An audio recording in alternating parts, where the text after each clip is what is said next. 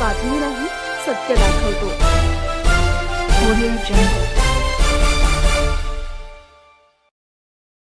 आमच्या आत्या हर्षदाताई काकडे, अरुण मुंडे असतील, बाकीचे सगळे आमचे मित्र कंपनी असेल, आम्ही कांदा लावून सगळे पुढच्या सगळ्या संस्था आम्ही ताब्यात घेण्याचा प्रयत्न करणार आहोत.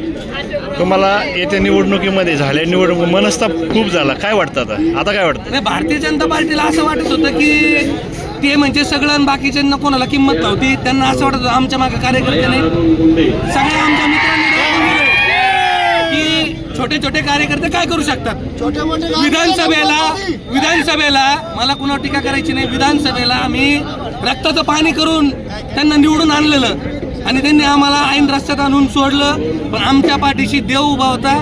आमचे सन्माननीय उपमुख्यमंत्री एकनाथ शिंदे साहेब उभे होते. त्यांच्यामुळे हा विजय झालेला आहे.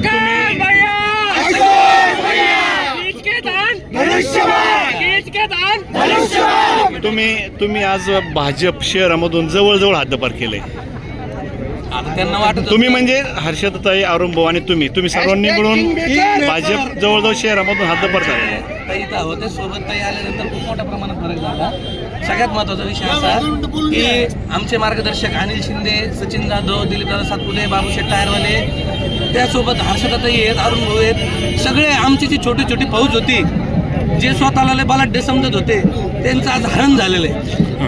हे ऐतिहासिक काम 66 वर्षानंतर शेवगाव नगरपालिकेवर किंवा शेवगावच्या राजकारणात धनुष्यबाणाचं चिन्ह आलंय. महाराष्ट्राचे लाडके उपमुख्यमंत्री एकनाथजी शिंदे साहेब यांची